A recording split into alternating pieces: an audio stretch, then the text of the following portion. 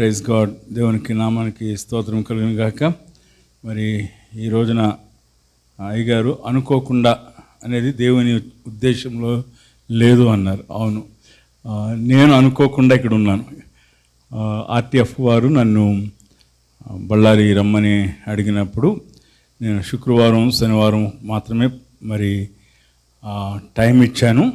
అయితే వచ్చే ముందు జాన్ క్రిస్టఫర్ గారు మరి ఆదివారం కూడా ఉండండి, ఆదివారం సంఘాల్లో మాట్లాడాలి అని నాతో మాట్లాడినప్పుడు మొదట నేను కాదు అన్నాను. ఎందుకంటే హైదరాబాదులో 2 ఆరాధనలు చూడాలి, 3 ఆరాధనలు చూడాలి, తర్వాత బైబిల్ క్లాసెస్ జరుగుతాయి.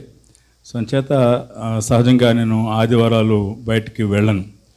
ముందు కాదు అన్నాను, కానీ మళ్ళీ తర్వాత బళ్ళారి మళ్ళీ వెళ్తామా ఏంది, ఎప్పుడో ఒకసారి ఫస్ట్ టైం వెళ్తున్నాము, సరే ఆదివారం అక్కడున్న దేవుని బిడ్డలు స్థానిక సంఘంలో చూచి నేను కూడా ఫీల్ అయ్యి ఆ యొక్క ఆశీర్వాదం పొందాలనే తాత్పర్యంతో సరే బ్రదర్ మరి ఇక్కడ సేవకులను ఏర్పాటు చేసి వస్తాను అని మరి వారితో చెప్పి ఇది నాన్న ఉండటం జరిగింది.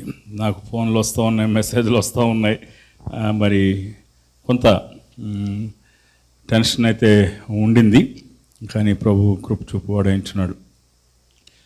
మరి బిలీవర్స్ ప్రేయర్ ఫెలోషిప్ అనేటువంటి ఆ యొక్క సంఘం 1944 నుంచి, అంటే ఇప్పటికి 82 సంవత్సరాలు అయింది. మా అమ్మగారి యొక్క నాన్నగారు కోనాల యేసురత్నం గారు ఆక్విడ్లో ప్రారంభించారు. ఇప్పుడు యూట్యూబ్లో ఆక్విడ్ కొంచెం వేరే దాని కొరకు ప్రాచుర్యంలో ఉంది, కానీ దాని గురించి కాదు. 1944 నుంచి కూడా ఉద్యమం అనేక మంది యేసు ప్రభువారి వైపు తిరిగారు. ఆ ఉద్యమం యొక్క కొనసాగింపే 300 సంఘాలుగా ఏర్పడటం. దాన్ని మా మేనమామ గారి యొక్క నేతృత్వంలో ఇప్పుడు జరుగుతూ ఉంది. కోనాల యేసురత్నం గారు 100 years వారు జీవించి ప్రభు సన్నిధికి వెళ్ళారు. మరి ఆ పరిచయం ఇంకా కూడా కొనసాగుతూ ఉంది. దాన్ని బట్టి మేము ఎల్లప్పుడూ కూడా దేవునికి వందనాలు తెలియచేస్తూ ఉన్నాం. మరి అయ్యగారిని మొన్నటి దినాన్ని కలిసాము. మరి క్రిస్టఫర్ అయ్య గారిని కొద్ది సమయంలోనే మాకు common name reverend doctor G Peter అయ్య గారు. సో ఆయన కూడా నాకు బాగా తెలుసు. హైదరాబాదు ఆయన ఇక్కడ నుంచి తర్వాత హైదరాబాద్ మూవ్ అయినప్పుడు నేను రవి జక్రియాస్ మినిస్ట్రీస్లో పనిచేసేవాడిని ఆ దినాల్లో. మరి జి పీటర్ అంటే కొంతమంది అక్కడికి వెళ్ళేవారు, నా గురించి వచ్చేవాళ్ళు, అక్కడ వాళ్ళు ఇక్కడికి వచ్చేవారు. హైదరాబాద్ జి పీటర్ గారిని కలవాలంటే నా దగ్గరికి అయ్యగారి దగ్గరికి వెళ్ళవలసిన నా దగ్గరికి పంపించేవారు, నా దగ్గర రావాల్సిన వాళ్ళ దగ్గరికి పంపించేవారు. నేను అది ముగించుకుని భారత్ బైబిల్ కాలేజీలో చేరాను. అక్కడ మరి అడ్మినిస్ట్రేటర్గా ఉపాధ్యాయుడిగా చేరాను. అక్కడ బీబీసీ జి పీటర్ అనగానే అయ్యగారు అప్పటికి ఏపీ బైబిల్ కాలేజ్ ప్రిన్సిపల్ అయ్యారు. మళ్ళా కన్ఫ్యూజనే, AP Bible college, Bharat Bible college, అక్కడ జి పీటరే, ఇక్కడ జి పీటరే. సో అలా కొంత కన్ఫ్యూజన్ ఉన్నది. కానీ గొప్ప దైవజనులు రెవరెండ్ డాక్టర్ జి పీటర్ గారు, మరి వారి ముందు నేను చాలా చిన్నవాడిని. మరి ప్రభు కొరకు గంభీరమైన పరిచర్యను వారు చేశారు. పోయిన సంవత్సరం క్రిస్మస్కి కూడా మరి మా దగ్గరికి వచ్చారు. ఎంతో పెద్ద వయసులో ఉన్నప్పుడు కూడా మా దగ్గరికి వచ్చారు. మరి అటువంటి వారి యొక్క నేతృత్వంలో నాయకత్వంలో ఎదిగిన సంఘాలుగా మరి గొప్ప ఆత్మీయమైన పిల్లలు వారు ఇక్కడ ఉండటం, వారిని కూడా చూడటానికి ప్రభు నాకు యొక్క భాగ్యాన్ని ఇచ్చారు. దాన్ని బట్టి ప్రభుకు వందనాలు తెలియజేస్తున్నాను. మరొకసారి సంఘ కాపరి క్రిస్టఫర్ అయ్య గారికి మరి మీ అందరికి కూడా ప్రభు నామంలో వందనాలు తెలియజేస్తూ ఉన్నాను. నేను కొంత కన్ఫ్యూషన్తో మరి కొంత టెన్షన్తో మరి ఉదయకాలం ప్రయాణం చేశాను. సో సమయం కదండి, సమయాన్ని అనుసరించి ప్రభు సన్నిధిలో ఒక ప్రార్థన, ఒక ఆలోచన కొరకు అడిగినప్పుడు యోనా గ్రంథాన్ని గురించినటువంటి తలంపును ప్రభువు నాకు ఇచ్చారు. 4 అధ్యాయాలని మనం పూర్తిగా ధ్యానం చేయలేం, కానీ 4 అధ్యాయాల యొక్క సంగ్రహాన్ని అంటే సంక్షిప్తంగా మనము ధ్యానం చేయడానికి ప్రయత్నం చేస్తాము. తల ఉంచుకుని ప్రార్థన చేసుకుందాం. మమ్మల్ని మిక్కులుగా ప్రేమించిన మా ఘనమైన తండ్రి, మీ వాక్యం దగ్గరికి వస్తున్నాం తండ్రి. వాక్యం మీది ప్రభా, మీ వాక్యము జీవం గల వాక్యం. ప్రజలు మీ వారినైనా, వారు మీ రక్తంతో కొనబడ్డవారు. నేను అయోగ్యుడను, ఎన్నికలే ఉన్నవాడను, నన్ను మీ సిలువ చాటును మరుగుపరచండి.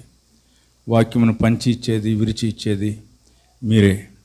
నేను వాక్యమును బిడ్డలకు మధ్యన చదువుతుండగా ఆత్మకార్యాన్ని మా మధ్యలో జరిగించమని మమ్మల్ని మీ పరిశుద్ధమైన హస్తాలకు అప్పగించుకుంటూ యేసునామములో అడుగుచున్నాం తండ్రి, ఆమేన్.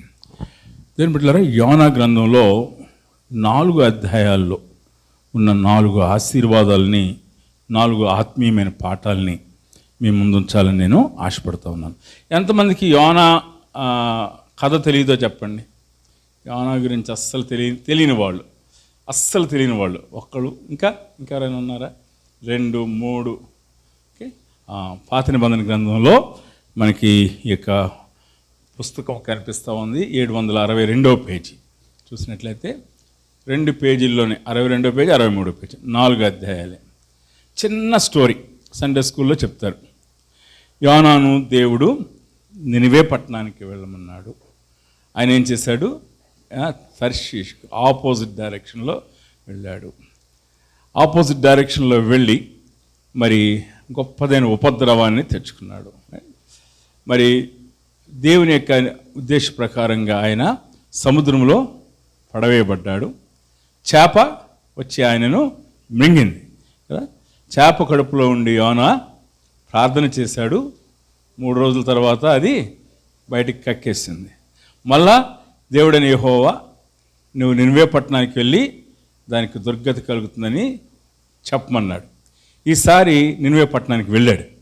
వెళ్ళినప్పుడు అక్కడ ఆ యొక్క నినివే పట్టణంలో గొప్ప ఉద్యమం వచ్చింది కదా. గొప్ప ఉద్యమం వచ్చింది. అందరూ కూడా దేవుని వైపు తిరిగారు. యోనాకి కోపం వచ్చింది. ప్రజలకేమో ఉద్యమం వచ్చింది, యోనా కోపం వచ్చింది. మనకు తెలుసు అక్కడ మరి ఊరు బయటికి వెళ్ళి ఆ యొక్క సొరపాదు దగ్గర కోపంతో ఉన్నాడు. సొరపాదు ఎండిపోయేటప్పటికి ఇంకా దేవుని మీద కోపం తెచ్చుకున్నాడు. అప్పుడు యెహోవా దేవుడు యోనాకి ఒక పాఠాన్ని నేర్పించాడు. యోనా యొక్క ఆలోచన విధానంలో మార్పును కలుగు చేశాడు. ఇది మనకి యోనాను గురించినటువంటి స్టోరీ. అయితే మొదటి అధ్యాయంలో మనం చూసేది ఏమిటంటే, యోనా చాలా జ్ఞానవంతుడు, వాక్యము తెలిసినవాడు, దేవుని గురించి తెలిసినవాడు. దేవుని గురించి తెలిసిన వాళ్ళు తప్పులు చేయకుండా ఉంటారా? తప్పులు చేస్తారు. వాళ్ళు ఇంకా ఎక్కువ చేస్తారేమో ఒక్కోసారి కదా. చేసుకుని సమర్థించుకోవడానికి ప్రయత్నం చేస్తూ ఉంటారు కదా. చూడండి యోనాకి ఎంత జ్ఞానం ఉందో. మరి యెహోవా మాట సెలవిచ్చినప్పుడు ఆయన మరి తర్షీష్కి వెళ్ళిపోతూ ఉన్నాడు. మరి ఇక్కడ నిద్రపోతూ ఉన్నాడు. మరి ప్రజలందరూ వచ్చి లేపుతూ ఉన్నారు. మరి నువ్వు ఎవరు? 8వ వచనం చూడండి. వారు అతను చూచి, ఎవరిని బట్టి ఈ కీడు మాకు సంభవించునో, నీ వ్యాపారం ఏమిటి, నీవెక్కడి నుండి వచ్చిదో, నీ దేశమేదో, నీ జనమేదో, ఈ సంగతి అంతయు మాకు తెలియచేయము. అతడు వారితో ఇట్లనెను, నేను హెబ్రీయుడను, సముద్రమునకును భూమికిని సృష్టికర్త అయిన ఆకాశమందుండు దేవుడైన యెహోవాయందు నేను భయభక్తులు గలవాడనై ఉన్నాను. ఎంత చెప్పాడు చూడండి. అక్కడ చదవండి మరొకసారి. ఎంత జ్ఞానం ఉందో దేవుని గురించి, ఎంత జ్ఞానం ఉందో చదవండి ఒకసారి. నేను హెబ్రీయుడను, సముద్రమునకు భూమికిని సృష్టికర్త అయి ఆకాశమందుండు దేవుడైన. మొత్తం ఆదికాండం మొదటి 3 అధ్యాయాలు చెప్పేసాడు. ఒక విధంగా చెప్పాలంటే సృష్టికర్త అయినటువంటి ఆకాశమందు ఉన్నాడు, సృష్టికర్త అయినటువంటి భూమికి సముద్రానికి సృష్టికర్త అయినటువంటి యెహోవాను నేను సేవిస్తున్నాను అంటే ఆయనకి దేవుని గురించినటువంటి జ్ఞానం ఎంతగా ఉందో చూడండి. దేవుని గురించిన జ్ఞానం ఎంత ఉందో చూడండి. తప్పు చేస్తే తప్పుకి శిక్ష ఉందని కూడా తెలుసు కదా. అందుకనే చీటీ ఆయన మీద పడిన తర్వాత వాళ్ళు ఇంకా భయపడిపోయారట. ఈయనకు ఐడెంటిటీ చూసేటప్పటికి ఈయన ఎవరో, ఈయన అడ్రస్ తెలిసేటప్పటికి భయపడిపోయారు కదా. ఆలోచన చేయండి. ఒక పోలీస్ ఆఫీసర్, ఒక డీజీపీ కొడుకు సీట్ బెల్ట్ పెట్టుకోకుండా వెళ్ళిపోతూ ఉన్నాడు. పోలీస్ ఆయన ఆపిన తర్వాత నీ ఐడెంటిటీ కార్డు చూపించన్నప్పుడు ఆ ఐడెంటిటీ కార్డులు ఈయన డీజీపీ కొడుకు అని తెలవగానే ఏం చేస్తారు? భయపడతారు కదా, ఆయనకి అరెస్ట్ చేయాలా, ఏం చేయాలి, ఈయన డీజీపీ కొడుకు శిక్ష వేయాలా లేదా అని, రైట్? ఇప్పుడు వీళ్ళు కూడా భయపడుతున్నారు. నావి ఒక పక్కన తుఫాను వచ్చేస్తుంది, సముద్రంలో మొత్తం నావలో ఉన్నవన్నీ కూడా, వాళ్ళలో ఉన్నవన్నీ కూడా తీసి బయట వేస్తున్నారు, అయినా అది ఆగుతా లేదు, ఇంకా ఎక్కువైపోతూ ఉంది. ఏం చేస్తున్నారు? ఇంకా ఎక్కువ భయపడిపోయారు. నువ్వు ఎవరు అంటే, నేను ప్రవక్తను, నేను సృష్టికర్త అయిన దేవుణ్ణి సేవించేవాడిని, నేను హెబ్రీయుడును, నేను దేవుని సన్నిధి నుండి పారిపోతున్నాను. ఇంకొక మాట, దేవుని సన్నిధి నుండి పారిపోతున్నాను అని చెప్తా ఉన్నాడు. మరి ఏం చేయాలయ్యా అంటే ఆయనే సొల్యూషన్ కూడా చెప్తున్నాడు. ఈ సముద్రం ఆగటానికి, ఈ తుఫాను ఆగటానికి నన్ను ఎత్తి సముద్రంలో వేసేయండి అంటున్నాడు. అయితే అక్కడ వారు ఆ మాట చెప్పినప్పుడు చూడండి 14వ వచనం. కాబట్టి వారు యెహోవా చిత్త ప్రకారము, యెహోవా నీ చిత్త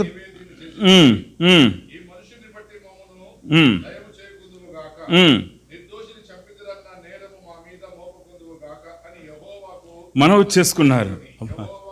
ఈ యోనాని ఎత్తి సముద్రంలో వేసే ముందు ఇంకో ప్రార్థన చేస్తున్నారు యోనా దేవుడికి.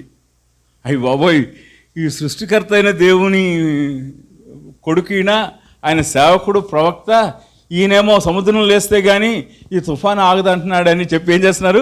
ప్రార్థన చేసి సముద్రంలో వేస్తున్నారంట, రైట్?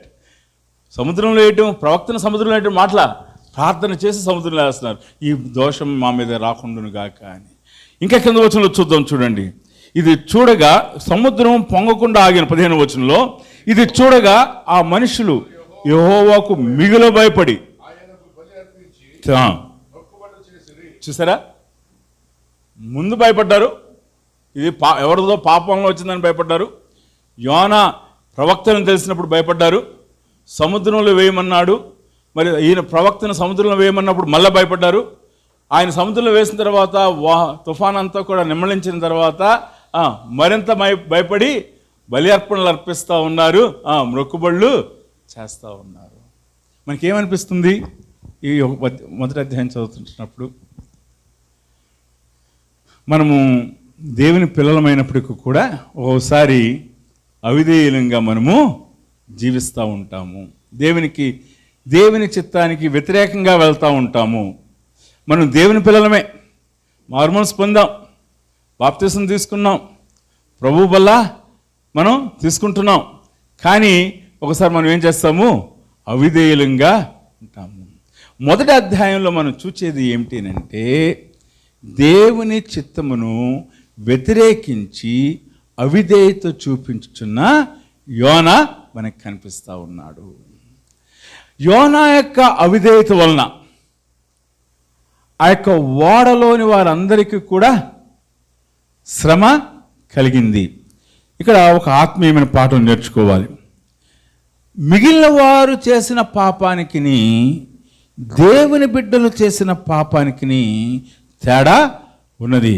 మిగిలిన వారు చేసినటువంటి పాపం గురించి ఆయన శిక్ష విధిస్తాడు. కానీ దేవుని బిడ్డలు పాపం చేస్తే, దేవుని బిడ్డలు దేవునికి వ్యతిరేకంగా ఉంటే, దానివలన మిగిలిన వారు కూడా శ్రమ పడతారు. యోనా వెళుతున్నటువంటి ఆ యొక్క నావ తుఫానుకు గురైంది. అక్కడ ఆస్తి నష్టము కలగటాన్ని మనము చూస్తూ ఉన్నాము. ఇక్కడ మనం ఒక నేర్చుకున్నటువంటి ఆత్మీయమైన పాఠం ఏమిటి అని అంటే, మన జీవితంలో అవిధేయత మార్గంలో వెళ్ళటం ద్వారా నష్టమును కలుగు చేయవారంగా ఉన్నాము. చాలాసార్లు సంఘంలో ఉండి సంఘములో దేవునికి వ్యతిరేకంగా జీవించడం ద్వారా సంఘము ఇబ్బందులకు గురి అవుతుంది. సంఘములో దేవునికి వ్యతిరేకంగా జీవించటం ద్వారా సంఘము ఇబ్బందులకు గురవుతుంది. కారణం ఏంటంటే, ఒక భక్తుడు ఏమన్నాడంటే, సిన్ క్రిపుల్స్ ద పవర్ అన్నాడు. పాపమంట సంఘం యొక్క శక్తిని బలహీనపరుస్తుంది. Sin cripples the power. And ఆయన ఇంకొక మాట చెప్తూ ఉంటాడు, మన పాపానికి కారణం ఏంటంటే నేను అనేటువంటి స్వభావము. నేను అంతా నా ఇష్ట ప్రకారంగానే జరగాలి. యోనా అనుకుంటున్నాడు అంతా నా ఇష్ట ప్రకారంగానే జరగాలి. దేవుని మాట విన్నాడు, దేవుని స్వరం విన్నాడు, ఆయన ఎక్కడికి వెళ్ళాలో తెలుసు, ఏం ప్రకటన చేయాలో తెలుసు. ఆయన తప్పించుకోవటానికి ఆయన సొంత రీజన్ ఉపయోగిస్తున్నాడు. మనం కూడా అంతే, తప్పించుకోవడానికి మనం ఏం చేస్తాము, సొంత రీజన్ని ఉపయోగిస్తూ ఉంటాము. ఆకాను పాపం గురించి బైబిల్ గ్రంథంలో రాయబడింది. ఇశ్రాయేలు ప్రజలు వారు వాగ్దాన దేశాన్ని స్వతంత్రించుకోబోతూ ఉన్నారు. మొదటి విజయం వచ్చేసింది. మనం యెహోషువ గ్రంథంలో చూస్తాం. దేని మీద వచ్చింది మొదటి విజయం? యెరికో మీద వచ్చింది. 7 సార్లు, రోజుకొకసారి చొప్పున దాన్ని ప్రదక్షిణం చేశారు. 7వ రోజున 7 సార్లు ప్రదక్షిణ చేశారు. యెరికో గోడలన్నీ కూడా కూలిపోయాయి. మరి ఆ సమయంలో మనం చూస్తున్నప్పుడు అందరూ కూడా వెళ్ళారు, దోపుడు సొమ్ము తీసుకుంటా ఉన్నారు. మరి విజయోత్సవంతో మరి మరి యెరికో వారిని జయించారు.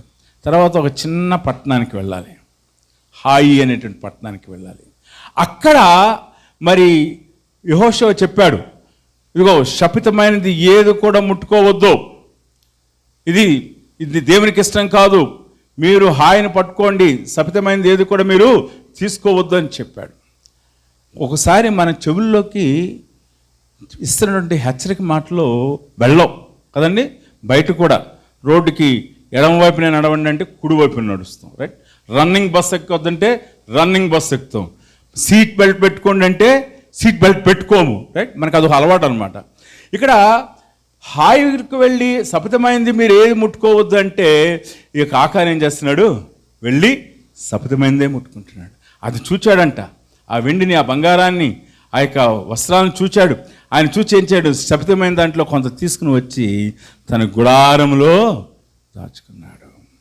ఈ యొక్క దేవుని బిడ్డ యొక్క పాపం ఎంత నష్టాన్ని కలుగు చేసిందంటే, మొదటి నష్టం ఇశ్రాయేలు మహా గొప్పదైన యెరికోను ఓడించేశారు, కానీ హాయి విషయంలో ఓడిపోయారు. అప్పుడు అందరూ కూడా మోకాళ్ళ మీద పడుతున్నారు. మన జీవితంలో ఓడిపోతున్నప్పుడు, మన జీవితంలో శ్రమ వస్తున్నప్పుడు, మన జీవితంలో మరి విజయం లేనప్పుడు మనం చేయాల్సింది ఏంటంటే మోకాళ్ళ మీద పడాలి, మోకాళ్ళ మీద పడాలి. హాయిలో అపజయం వచ్చిన తర్వాత యెహోషువ మోకాళ్ళ మీద పడ్డాడు. ప్రజలందరినీ కూడా దేవుని సన్నిధిలో కనిపెట్ట చేశాడు. ఎక్కడుంది పాపం? మొత్తం గోత్రాల వారిగా, వంశాల వారిగా, కుటుంబాల వారిగా మరి ఒక్కొక్కరి పేర్లు తీస్తూ ఉన్నాడు. ఆఖరికి ఆకాను అతని కుటుంబం పట్టబడ్డది. వారు రాళ్లతో కొట్టబడి చంపబడిన తర్వాత తిరిగి యెహోవా దేవుడు వారికి విజయాన్ని ఇచ్చి ఉన్నాడు.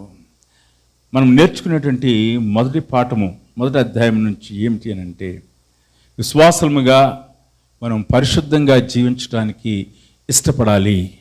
మన యొక్క పాపము, సంఘంలో మనం చేస్తున్నటువంటి పాపం, దేవునికి ఇష్టం కాని సంఘంలో మనం ఉంచుకుంటాం వలన విజయము మనకు రాదు, ఆత్మీయమైన విజయము రాదు. ప్రభు మన నుండి ఆశించే ఆ యొక్క ఫలితాలు మనం పొందము. మన హృదయంలో నిరాశ వచ్చేస్తుంది, మన హృదయంలో నిస్పృహ వచ్చేస్తుంది, మన హృదయంలో చచ్చిపోవాలన్న భావన వచ్చేస్తుంది. ఇది చచ్చిపోవాలన్న భావనే కదా. నేను ముందుకు వెళ్ళలేను, వెనక్కి వెళ్ళలేను, నన్ను ఎత్తి సముద్రంలో పడవేయండి.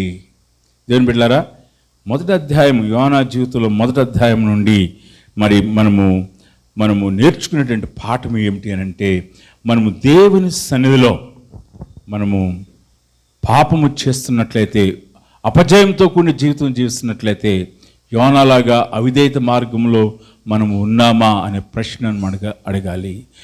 చాలామంది దేవుని వైపు తిరగలేకపోతున్నారు అని అంటే, నాలోని పాపము ఏదైనా ఉన్నదా, నాలో పాపం ఏదైనా ఉన్నదా, దేవుని కార్యములు ఆశిస్తున్న రీతిగా జరగట్లేదు అంటే, ప్రభువా నేను ఆటంకమా అనే ప్రశ్న అడగాలి, ఆ ప్రార్థన చేయాలి. ఎప్పుడైనా మనం ఆ ప్రార్థన చేసామా? ప్రభువా నీ పనికి నేను ఆటంకంగా ఉన్నానా, నీ పనికి నేను ఆటంకంగా ఉన్నానా, నీ పని ఆశించని రీతిలో పొందలేకపోవడానికి నా పాపం ఏదైనా అడ్డం వస్తుందా? ఆకాను పాపము ఇశ్రాయేలు ప్రజల అపజయానికి కారణమైనట్లుగా నా పాపం ఏదైనా ఉన్నదా? యోనా పాపము ఆ యొక్క ఓడను, ఆ యొక్క తుఫాను రావడానికి కారణమైనట్లుగా ఈ పరిస్థితులకి నాలో పాపం ఏదైనా ఉన్నదా? అలా మనం ప్రశ్నించుకుంటున్న తప్పేమైనా ఉన్నదా? ప్రశ్నించుకుంటున్నామా? మన చుట్టూ జరుగుతున్న పరిస్థితులను బట్టి, మన కుటుంబంలో జరుగుతున్న అపజయాన్ని బట్టి, మన సంఘంలో ఉంటున్న అపజయాలను బట్టి, మన సార్వత్రిక సంఘం బలహీనమైపోవటానికి బట్టి చూచినప్పుడు, ప్రభా నేను ఎక్కడైనా సరి చేసుకోవాలా, నేను ఎక్కడైనా సరి చేసుకోవాలి. ఆత్మ విమర్శన, ఆత్మ పరిశీలన ప్రాముఖ్యమైనది. మొదటి అధ్యాయంలో మనం చూస్తూ ఉంటాం. యోనా తను మహాజ్ఞానిగా ఉండినప్పటికి కూడా, దేవుని ప్రవక్తగా ఉండినప్పటికీ కూడా, దేవుని యందు అచంచలమైన విశ్వాసం కలిగిన వాడుగా ఉండినప్పటికీ కూడా, ఆయన మరి నినివేను ద్వేషించిన కారణం చేత తర్షీషుకు వెళ్ళటాన్ని మనం చూస్తూ ఉంటున్నాము. దేవుని గురించి బాగా తెలుసు ఈయనకి. నేను నినివేకి వెళ్ళి సువార్త ప్రకటిస్తే, వాళ్ళు మారు మనసు పొందితే, దేవుడు వారిని రక్షిస్తే, ఇశ్రాయేలు ప్రజలను వీరు హింసించారు కాబట్టి వారు పొందవలసిన శిక్ష పొందకుండా ఉంటారు కాబట్టి అది నాకు ఇష్టం లేదు. నేను సువార్త ప్రకటించకూడదు, నేను నినివే వెళ్ళకూడదు, వాళ్ళు సువార్త లేకుండా చచ్చిపోవాలి, ఆ తర్వాత మరి నేను సంతోషించాలి, ఎందుకంటే వారు ఇశ్రాయేలుకు కీడు చేశారు. ఇది రీజనింగ్. మన జీవితంలో కూడా అటువంటి రీజనింగ్లు చాలా ఉంటాయి. దేవుని కన్నా గొప్ప రీజనింగ్లా ఉంటుంది మన రీజనింగ్ ఒక్కోసారి. అవునా కదా? మారు మనసు పొందరా అంటే ఏమంటాడో తెలుసా? నేను 10th అయిపోయిన తర్వాత, ఇంటర్ అయిపోయిన తర్వాత, ఎంబీబీఎస్, బీటెక్ అయిపోయిన తర్వాత, ఒక్కొక్కసారి ఒక్కొక్కటి చెప్తాడు. ఉద్యోగం వచ్చిన తర్వాత, పెళ్ళి అయిపోయిన తర్వాత, ఈ లోపల ఎంతమంది పుట్టుకోమంటలేదు, ఎంతమంది చచ్చిపోతలేదు అంటే మన దేవుని కన్నా మనం బాగా రీజన్ చేస్తాం అనుకుంటాం. కాదు. మన జీవితంలో మనం జ్ఞాపం చేసుకోవాలి, దేవుని కన్నా గొప్పవాళ్ళం మనం కాదు. యోనా పరిగెడతా ఉన్నాడు, కానీ గ్రహించుకున్నాడు నేను కారణమని చెప్తుంటున్నాడు. డిసొబీడియంట్ యోనా, అవిధేయుడైన యోనా, దాని కాన్సిక్వెన్సెస్ని మొదటి అధ్యాయంలో మనం చూస్తూ ఉన్నాం. బట్ దేవుని నామానికి స్తోత్రాలు. 2వ అధ్యాయం ఉంది. 2వ అధ్యాయంలో మనం చూసేది ఏమిటి అంటే, పశ్చాత్తాప పడుతున్నటువంటి యోనాను మనము చూస్తూ ఉన్నాము. ఆ యొక్క సముద్రంలో పడవేయబడిన తర్వాత చేప వచ్చి అతన్ని మింగివేసింది, తిమింగలము వచ్చి అతన్ని మింగివేసింది. మత్స్యమని మనకి ఇంగ్లీష్ ఇక్కడ మనం 2వ అధ్యాయంలో చూస్తున్నాం. ఆ మత్స్యం వచ్చి అతన్ని మింగివేసింది. ఈ మత్స్యాన్ని ఎవరు పంపించారు? యెహోవా దేవుడే. యోనా అవిధేయత చూపించినప్పుడు కూడా యోనా విషయంలో తన పనిని పూర్తి చేసేదాకా యోనాను వదలలేదు. యోనాను రక్షించడానికి దేన్ని పంపించాడు? మత్స్యాన్ని పంపించాడు, చేపను పంపించాడు. అందుకనే మరి యేసు ప్రభువారు ఈ యొక్క 2వ అధ్యాయంలో యోనా ఎలాగైనా 3 రాత్రింబవళ్ళు చేప కడుపులో ఉన్నాడో, అలాగనే మనిషి కుమారుడు 3 దినములు ఆ యొక్క సమాధిలో ఉండి తిరిగి లేస్తాడు అనేటి యోనాను గురించినటువంటి ఆ యొక్క మాటను చెప్పి, యోనా కన్నా గొప్పవాడు ఇక్కడ ఉన్నాడు అని యేసు ప్రభువారు చెప్పారు. ఇది మహా అద్భుతం. చేప కడుపులో యోనా 3 రాత్రింబవళ్ళు ఉండడం మహా అద్భుతం. భక్త్ సింగ్ గారు అని ఒక గొప్ప దైవజనుడు ఉండేవాడు. ఆయన దగ్గరికి ఒక నాస్తికుడు వెళ్ళి అన్నాడంట, ఇదేంటయ్యా బాబు, నువ్వు ఇంత చదువుకున్నా, ఆయన ఇంజనీర్ భక్త్ సింగ్ గారు, నువ్వు చదువుకున్నావు, ఇదేంటి చేప కడుపులో చేప మనిషిని మింగడం ఏంటి, చేప కడుపులో మనిషి ఉండటం ఏంటి అని ఎగతాళిగా అడిగాడట. భక్త్ సింగ్ గారు భలే సమాధానం చెప్పారు. ఏమన్నారో తెలుసా? బైబిల్ గ్రంథంలో చేప కడుపులో యోనా ఉన్నాడని కాదు, యోనా కడుపులో అంత పెద్ద చేప ఉందని రాసిన నేను నమ్ముతాను అన్నాడంట. అర్థమైందా? చేప కడుపులో యోనా ఉండడం కాదు, యోనా కడుపులో అంత పెద్ద చేప ఉన్నది అంటే కూడా నేను నమ్ముతాను. ఎందుకంటే మన దేవుడు సత్యవంతుడు, ఆయన అబద్ధం ఏది కూడా లేదు. ఆయన ఆత్మావేశం చేత వ్రాయబడినటువంటి వాక్యము సత్యమైన వాక్యము. ఒకసారి ఒక ప్రసంగికుడు ఇలా చెప్పాడు, అది చేప కాదండి, అది చేప కాదు, పరిశుద్ధాత్మ దేవుడు వచ్చాడు, పరిశుద్ధాత్మ దేవుడు ఆయన చుట్టాడు, ఆయన చుట్టడం వలన యోనా చచ్చిపోలేదు అన్నాడు. ఎక్కడ అలా రాశాడా? పరిశుద్ధాత్మ దేవుడు చేప రూపంలో వచ్చాడని రాశాడా? పెంతెకోస్తు దినాన్ని మనం చూస్తాం, పరిశుద్ధాత్మ దేవుడు ఆ చీలినటువంటి నాలుకల వంటి అగ్నితో అలా వలే అనే పోలికతో రాశాడా? లేదు, చేపయే అని రాస్తుంది, మత్స్యమే అని రాస్తుంది. నిజముగా మత్స్యమే అని ఉంది.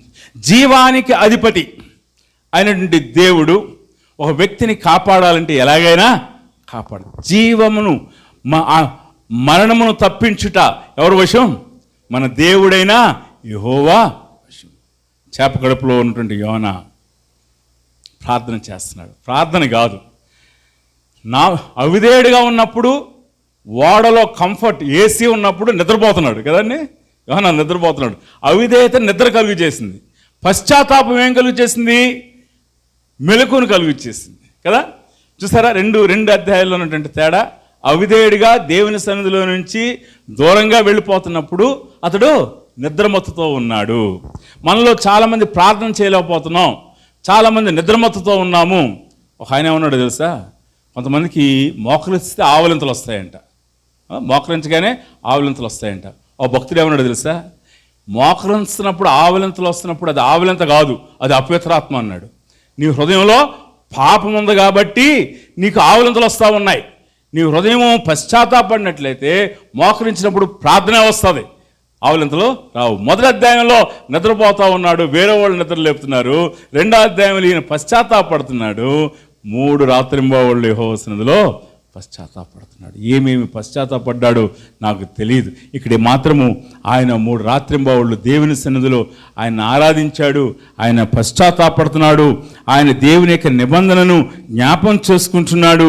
ఆయన స్థితిని అంతటిని కూడా ఆయన దేవుని సన్నిధిలో ఆయన చెప్పుకుంటానని మనం చూస్తాం. 7వ వచనంలో, కోపంలో నుండి నా ప్రాణము నాలో మూర్ఛిల్లగా నేను యెహోవాను జ్ఞాపం చేసుకుంటుని, నీ పరిశుద్ధాలయంలోనికి నీ యొద్దకు నా మనవి వచ్చెను. అన్య అసత్యమైన వ్యర్థ దేవతలందు లక్ష్యించువారు తమ కృపాధారములను విసర్జించరు. కృతాస్తులు చెల్లించి నీకు నేను బలులు అర్పింతును విశ్వాసంతో ప్రకటన చేస్తూ ఉన్నాడు. నేను మొక్కుకున్న మొక్కుబళ్ళను చెల్లింపక మానను. ఏం మొక్కునుంటాడు? ఊహ. ఏం మొక్కునుంటాడు? చచ్చిపోతా ఉన్నాడు. ఇప్పుడు ఏమో మొక్కునుంటాడు చేప కడుపులో? నేను బతికితే నినివే వెళ్తాను, అది కదా. బ్రతికున్నప్పుడేమో చచ్చిపోతాను అన్నాడు, నినివే వెళ్ళను కానీ చచ్చిపోతాను అన్నాడు. ఇప్పుడు చేప కడుపులో మరణ ద్వారం దగ్గర ఉండేమన్నాడు, మొక్కుకున్నాడంట. అందుకనే 3వ అధ్యాయంలో తేలిగ్గా యెహోవా దేవుడు వెళ్ళమనగానే వెళ్ళిపోయాడు నినివే కదా. నేను మొక్కుకున్న మొక్కుబళ్ళు చెల్లింపక మానను, యెహోవా యొద్దనే రక్షణ దొరుకును అని ప్రార్థించాడు. గొప్ప స్టేట్మెంట్. యెహోవా యొద్దనే రక్షణ. పశ్చాత్తాపంతో ప్రార్థన చేస్తూ ఉన్నాడు. ఎంత పశ్చాత్తాపంతో ప్రార్థన చేశాడో మనకు తెలియదు. నేటి దినాన క్రైస్తవ సంఘంగా మనలో ఆ యొక్క పశ్చాత్తాపం కావాలి. పశ్చాత్తాపడుతున్నామా? కన్నీటితో కూడిన ప్రార్థన మన జీవితంలో ఉందా? మోకాళ్ళ జీవితం మనం కలిగిన వారంగా ఉంటున్నామా? దేవుని సన్నిధిలో మనము తగ్గించువారంగా ఉంటున్నామా? తగ్గించుకుంటున్నామా? ఆయన హెచ్చించబడాలి, నేను తగ్గాలి, ప్రభువా నా జీవితం ఆశీర్వాదకరంగా మార్చాలి అని మనం ప్రార్థన చేస్తున్నామా? 2వ అధ్యాయంలో పశ్చాత్తాపడుతున్నటువంటి యోనా కనిపిస్తూ ఉన్నాడు. ఈ రోజున క్రైస్తవ సంఘం గురించి ఒక భక్తుడు ఇలా చెప్పాడు. మనకంట మరి యొక్క ఆచార సంబంధమైనటువంటి యొక్క ప్రార్థనా పుస్తకాలు వచ్చాయంట. ఆయన ఇంగ్లీష్లో ఏమంటాడంటే వి హ్యావ్ లిటర్జీ. పుస్తకాల్లో పరలోక ప్రార్థన, విశ్వాస ప్రమాణం ఇవన్నీ కూడా లిటర్జీ అంటారు. అది ఉన్నది కానీ ప్రేమ మాత్రం మనకు లేదట. ఆయన అద్భుతంగా ఇంగ్లీష్లో చెప్తా ఉన్నాడు, దాన్ని చెప్పి తెలుగులో చెప్పడానికి ప్రయత్నం చేస్తాను. Church has prayers. ప్రార్థన ఉన్నది, పై ప్రార్థనలే, కానీ ప్యాషన్ లేదు, ఆత్మలో తీవ్రత లేని వారుగా ఉంటున్నారు. Church has form. ఒక చక్కని నిర్మాణాత్మకమైనటువంటి మరి క్రమం ఉన్నది, కానీ అందులో శక్తి లేదు. We have liturgy. మనకి ఈ యొక్క పరలోక ప్రార్థన, విశ్వాస ప్రమాణము, ఇంకా అనేకమైనటువంటి మనం చదివేటువంటి పుస్తకాల్లో చదివే ఉన్నాయి, కానీ మనకి ప్రేమ లేదు.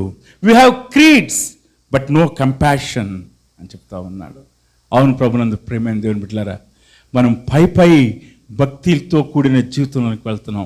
ఆచార సంబంధంగా ఆదివారం కలుసుకోవాలి, లేకపోతే బుధవారం కలుసుకోవాలని తలస్తున్నాం, కానీ మరి హృదయమంతటితో కన్నీరు కారుస్తూ మన జీవితంలో పశ్చాత్తాపడుతూ, మన సహోదరుల పాపం విషయమై పశ్చాత్తాపడుతూ, మన పొరుగువారి పాపం విషయమై పశ్చాత్తాపడుతూ, దేవుని సన్నిధిలో మనం మొక్కుబళ్ళు చెల్లిస్తూ ఆయన సన్నిధిలో కన్నీరు కార్చడం లేదు.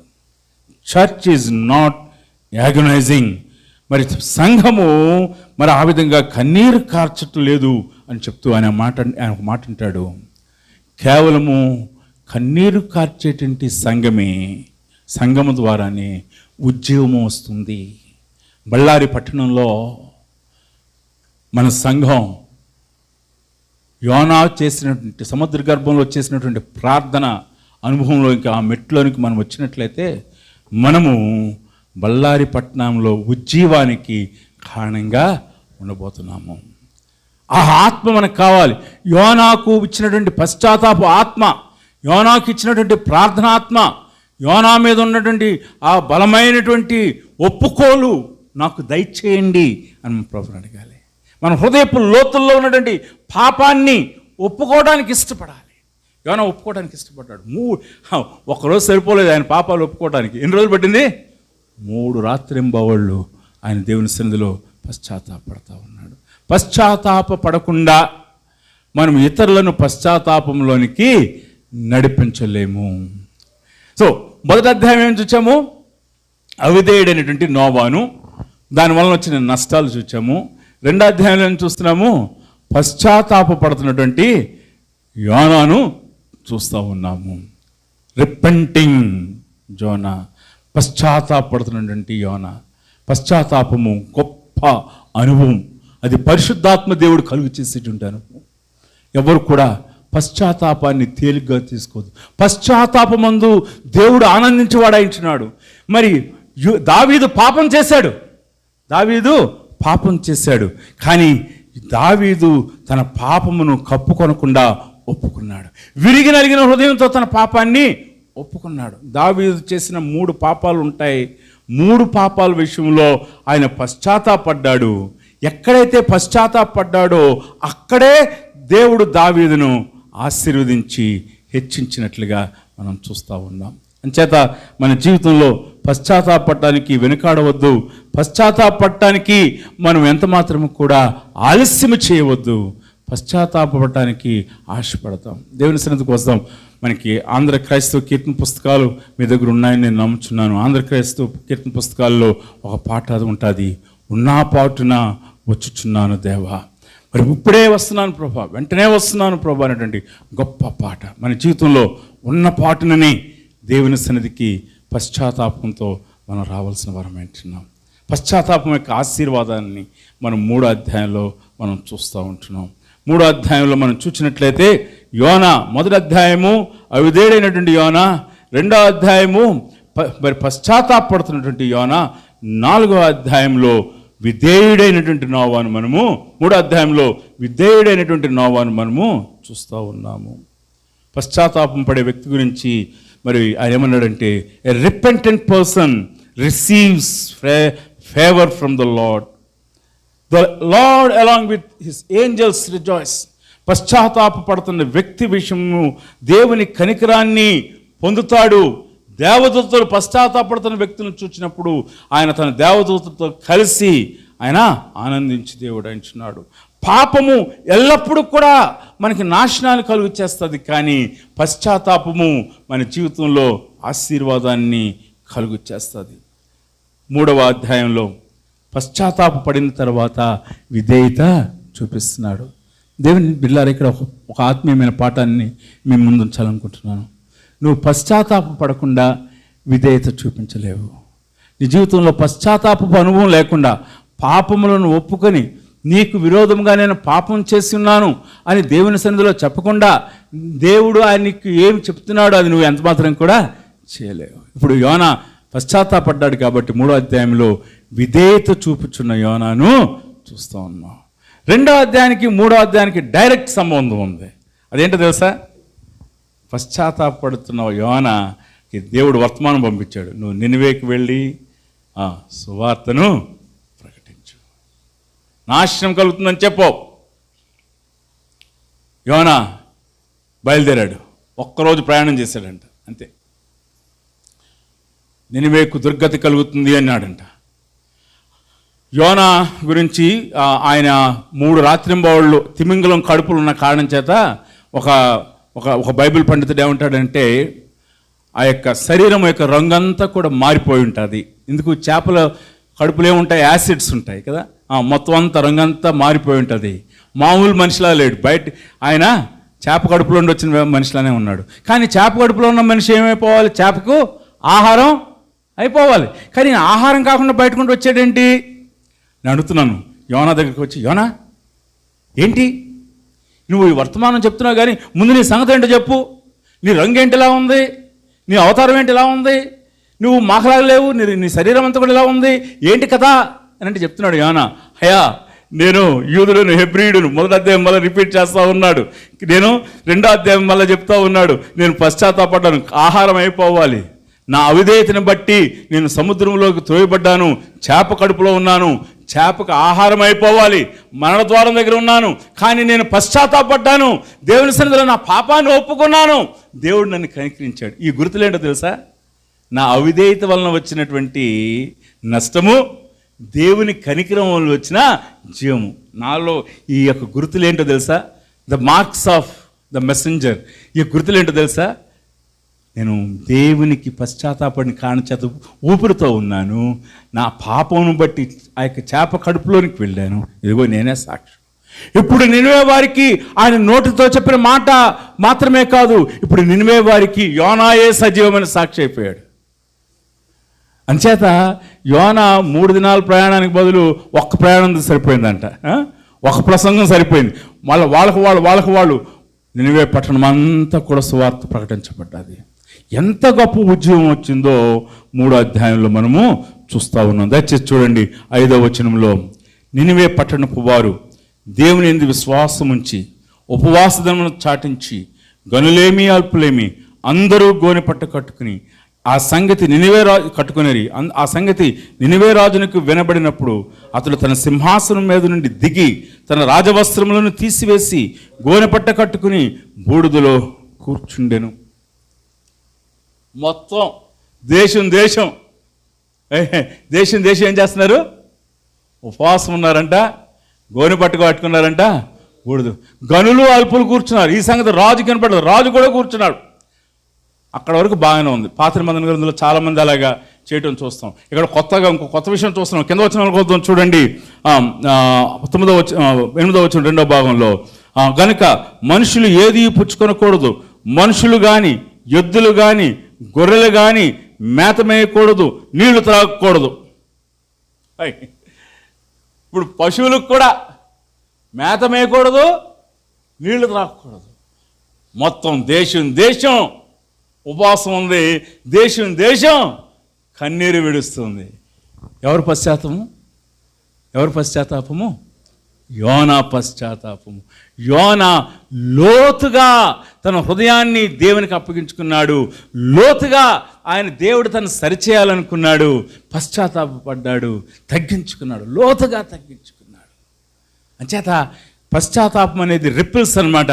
నీలో ఉన్నటువంటి పశ్చాత్తాప ఆత్మ, నీలో ఉన్నటువంటి దేవుని ఆత్మ బయలు వెళ్తూ ఉంది. ఒక దేశాన్ని మొత్తాన్నే ఉపవాసంలోనికి నడిపించింది, పశ్చాత్తాపంలోనికి నడిపించింది. ఇప్పుడు చెప్పండి, మన ప్రజలు పశ్చాత్తాపడకపోవటానికి కారణం ఎవరు? చాలాసార్లు ప్రజల మీద నెట్టేస్తాం. వీళ్ళు వాక్యం వినరు సార్, వీళ్ళు దేవుని తెలుసుకోరు సార్. ప్రజలు దేవుని తెలుసుకోలేకపోవడానికి గల కారణము మన హృదయంలో ఉన్నటువంటి పాపము, మన హృదయంలో సరి చేసుకోలేని స్థితి, తగ్గించుకోలేనటువంటి స్థితి. కానీ యోనా జీవితంలో చూస్తున్నప్పుడు పశ్చాత్తాపడ్డాడు. దేశమంతా కూడా పశ్చాత్తాపంలో నడిపించబడింది. జాన్ వెస్లీ గారు ఇంగ్లాండ్ దేశంలో గొప్ప ఉద్యమానికి కారకుడు. ఆయనకు ఒక టీం ఉండేది. ఆయన టీంలో మరి ప్రతి వారం కూడా ఆ టీంలో ఉన్న వాళ్ళందరూ దేవునితో ఎలా నడుస్తున్నారు, వారి పాపాలు ఒప్పుకున్నారా లేదా అనే ప్రశ్నలు ఉండేవి. ఎవరైనా ఒక వారంలో ఒక రోజు బైబిల్ చదవకపోతే, తన హృదయాన్ని పరిశీలన చేసుకుని పశ్చాత్తాపడకపోతే, జాన్ వెస్లీ గారు ఏమనేవారంటే, నువ్వు ఆత్మీయంగా ఒక మెట్టు దిగజారిపోయావు, దేవుని ఉద్యోగం రాదు. మనం ఎల్లప్పుడూ కూడా మన హృదయాన్ని పరిశుద్ధంగా ఉంచుకోవాలి. ఎల్లప్పుడూ కూడా దేవుని సన్నిధిలో మన పాపమును ఒప్పుకుని విడిచిపెడుతూ ఉండాలి. 3వ అధ్యాయం చూస్తున్నాం. పశ్చాత్తాపడినటువంటి యోనా ద్వారా, విధేయత చూపించిన యోనా ద్వారా వచ్చినటువంటి గొప్ప ఉద్యమం. ఈ రోజున ఒక చిన్న సవాలు మనందరి ముందు కూడా ఉంది. నేను అడుగుతూ ఉన్నాను, దేవుని బిడ్డలారా, మన పాపాలను ఒప్పుకుందామా? నశించిన ఆత్మల రక్షించడం కొరకు మనమే సాధనం కదా, మనకే ఈ సువార్తను అప్పగించాడు కదా. కాబట్టి మన ద్వారా మన మీద యోనాకు ఎటువంటి గుర్తులు ఉన్నాయో అటువంటి పశ్చాత్తాపడిన గుర్తులు, దేవుని యొక్క కనికరానికి సంబంధించిన గుర్తులు మన జీవితంలో ఉన్నాయా? ఆ గుర్తులు ప్రజలు చూచి ఏంటిది అని చెప్పినప్పుడు యోనా వంటి సాక్ష్యం చెప్పగలమా? ప్రజలను పశ్చాత్తాపంలోనికి నడిపించగలమా? దేవుని వాక్యం సెలవిస్తూ ఉంది, మనము ప్రతి మానవుడికి కూడా దేవుని యొక్క ఉగ్రత కింద ఉన్నాడు. రోమీయులకు రాసిన పత్రిక 1వ అధ్యాయంలో చూస్తూ ఉన్నాము.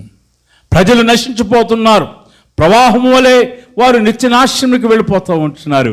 వారికి మనము అడ్డు నిలబడి జీవ మార్గముల గురించి చెప్పటం కొరకు, పశ్చాత్తాప మార్గమును తెలియచేయటం కొరకు మనమే కదా వర్తమానికులము. ఆ యొక్క భారం సంఘంగా మనకే కదా ఇచ్చాడు. పశ్చాత్తాపడగలం మనము, అవిధేతలను ఒప్పుకుందామా? ఎంత సింపుల్ అండి. బైబిల్ కాలేజీకి వెళ్ళమని చెప్పలేదు ఇక్కడ కదా, ఒక PhD పొందమని చెప్పలేదు, ఒక పెద్ద చర్చిలో ఆర్డినేషన్ తీసుకోమని చెప్పట్లేదు. ప్రభు ఏమంటున్నాడు? నీ పాపమును ఒప్పుకో, నీ జీవితాన్ని సరిచేసుకో, ఆయన చిత్తానికి అప్పగించుకో, దేవుడు నిన్ను ఆశీర్వదిస్తాడు. 4వ అధ్యాయంలో మనం చూసినట్లయితే, నేను ముగిస్తున్నాను, యోనా ఆ యొక్క దేవుని కనికరాన్ని చూచి ఆకాశం నుండి అగ్ని వచ్చి పడిపోతుంది, వీళ్ళని నాశనం చేస్తుందని తలంచాడు. చాలా ఉద్రేకంతో ప్రసంగం చేశాడు. ఇంగ్లీష్లో ఏమంటామంటే ప్యాషనేట్ ప్రీచర్ అంటాం. నాకులాగా మరి ఉద్రేకంగా కఠినమైన మాటలు, బరువైన మాటలు ఉపయోగించి ప్రసంగం చేయటం, ప్యాషన్ అన్నమాట, ఆసక్తితో ప్రసంగం చేయటం. కానీ యోనా హృదయంలో ఏం లేదు? కనికరము లేదు. ఇంకా కూడా హృదయంలో ఏమున్నది అని అంటే, దేవుడు ఈ నినివే వారిని శిక్షించి ఉండవలసింది. అది యోనా యొక్క ఆలోచన. కాబట్టి 4వ అధ్యాయంలో ఏం చూస్తున్నాడు? అలిగిన యోనాను చూస్తూ ఉన్నాం. యాంగ్రీ జోనా. యోనా కోపంతో ఉన్నాడు, దేవుని మీద కోపపడుతున్నాడు. అయ్య బాబోయ్, దేవుని మీద కోపపడి మరి బ్రతికిన మనిషిడు ఎవరైనా ఉన్నాడా? ఎవడు కూడా ఉన్నాడు. కానీ దేవుడు ఎంత కనికర సంపన్నుడో చూడండి, యోనాని కనికరించాడు. మరి యోనాకు అర్థమయ్యేలాగా ఆ సొరపాదుని తీసుకొచ్చి ఆ యొక్క సొరపాదు యొక్క ఆ యొక్క ఉదాహరణ ద్వారా ఆయన చెప్తున్నాడు. అది ఎండిపోయినప్పుడు, కోపం తెచ్చుకున్నప్పుడు మరి యోనాకు ఆ పాఠం నేర్పిస్తున్నాడు. యోనా,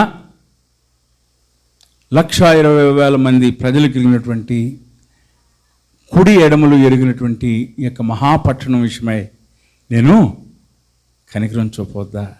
యోనాని మారుస్తున్నాడు. ఒక ప్యాషనేట్ ప్రీచర్ నుండి కంపాషనేట్ ప్రీచర్గా, దయా హృదయం కలిగినటువంటి వ్యక్తిగా యోనాను దేవుడు మార్చడాన్ని 4వ అధ్యాయంలో మనం చూస్తున్నాం. దేవుని బిడ్డలారా, దేవుని చేత వాడబడాలి అని కోరుకునే వారందరినీ కూడా ప్రభు తన విద్యార్థులుగా తీసుకుంటాడు. మనల్ని దినదినం కూడా మారుస్తాడు క్రీస్తు యొక్క స్వారూప్యంలోనికి వెళ్ళటానికి, మన యొక్క దేశంలో సువార్తను ప్రకటించడానికి మనం పశ్చాత్తాపడే వారంగా ఉండాలి. యోనా వలె నేర్చుకునే వారంగా ఉండాలి. నేర్చుకుందామా? నీ జీవితంలో నువ్వు సరిచేసుకోవాల్సినవి ఉన్నాయి, నువ్వు నేర్చుకోవాల్సినవి ఉన్నాయి. ఆయన నేర్పించడానికి ఇష్టపడుతున్నాడు. యోనాకే నేర్పించాడు. అవిధేయుడైనటువంటి యోనాకే, పారిపోతున్న యోనాకే నేర్పించి యోనాను కంపాషనేట్ ప్రీచర్గా ఆయన మార్చేశాడు. Passionate Jonah has become a compassionate Jonah. ఈ మధ్యాహ్న సమయంలో యోనా నుంచి 4 అధ్యాయాల నుండి 4 పాఠాలు మనం నేర్చుకుంటున్నాం. మరి ఈరోజు మన ప్రార్థన ఏంటి? మన తీర్మానం ఏంటి? ప్రభా, నా జీవితంలో యోనా జీవితంలో పనిచేసినటువంటి ఓ దేవా, నా జీవితంలో కూడా పనిచేయండి. యోనా ద్వారా ఒక దేశాన్ని ఆశీర్వదించావు, నా ద్వారా కూడా మా దేశాన్ని, మా పట్టణాన్ని ఆశీర్వదించండి. మా పట్టణము మా ద్వారా ఆశీర్వదించబడడానికి ఉన్న ఆటంకాన్ని మాకు చూపెట్టండి. నేను పశ్చాత్తాపడవలసిన విషయాలు నాకు బోధపరచండి. పశ్చాత్తాపడతాను ప్రభా, ఒప్పుకుంటాను, సరిచేసుకుంటాను. నా జీవితంలో మీ యొక్క ఆత్మ పని తాలూకు గుర్తులను నాకు ఇవ్వండి ప్రభా. ఆ గుర్తులను లోకం చూచినట్లుగా, దాని ద్వారా నేను సువార్త ప్రకటించినట్లుగా సహాయం చేయండి ప్రభా అని చెప్పి ప్రార్థన చేసుకుందాం. త్రియేక దేవుడు మన యోనాలో జీవితంలో పనిచేసినట్టు త్రియేక దేవుడు మన జీవితంలో పనిచేసి నశించిన ఆత్మలను తన వైపు గెలుచుటలో మనందరినీ కూడా యోనా వలె బలమైన సాధనాలుగా చేయటానికి తన పశ్చాత్తాప ఆత్మను మన మీద సమృద్ధిగా కుమ్మరించును గాక. మమ్మల్ని మిక్కులుగా ప్రేమించిన మా ఘనమైన తండ్రి, మధ్యాహ్న సమయంలో వారు ఇంపాక్ట్ సంఘాన్ని బట్టి మీకు వందనాలు తెలియజేస్తుంటున్నాను తండ్రి. నిబిడలైన వారిని బట్టి మీకు వందనాలైనా మీరంత అద్భుతంగా ప్రభు మీ దాసులను మీరు వాడుకుంటూ ఈ ప్రాంతంలో జరిగించిన పరిచర్య అంతటిని బట్టి కూడా మీకు వందనాలు. ఈ పట్టణము మీ చేత దీవించబడాలనేది మీకు ఉద్దేశం. మీ పట్టణము ప్రభా, ఈ దేశము, ఈ రాష్ట్రం మీ చేత దీవించబడాలని ఇది మీకు ఉద్దేశము. అందుకు మమ్మల్ని సాధనాలుగా వాడుకోండి ప్రభా. మీరు లోకమును దీవించుట్లో ప్రభా, మీరు మమ్మల్ని ఏ పని కొరకు పిలుస్తున్నారో గ్రహించుకోవడానికి సహాయం చేయమని అడుగుచుంటున్నాం. మీ పిలుపుని గ్రహించడం మాత్రమే కాదు, కానీ మా ఆత్మీయ జీవితంలో మేము సరిచేయబడిన వారమై, మేము పశ్చాత్తాపడిన వారమై, శుద్ధీకరణ చేయబడిన వారమై, మీ చేతిలో ప్రభు కడగబడిన పాత్రలుగా, పవిత్రమైన పాత్రలుగా వాడటానికి కృప చూపి నడిపించండి. భక్తుడు చెప్పిన రీతిగా ప్రభా, a holy man is an awesome vessel in the hands of holy god అని చెప్పిన రీతిగా మా జీవితంలో మేము పరిశుద్ధంగా జీవించడానికి కృప చూపి నడిపించండి. సంఘాన్ని దీవించండి, వాక్యానికి నీరు కట్టి ఫలింపచేయండి. యేసు నామములో ప్రార్థిస్తున్నాం తండ్రి, ఆమేన్.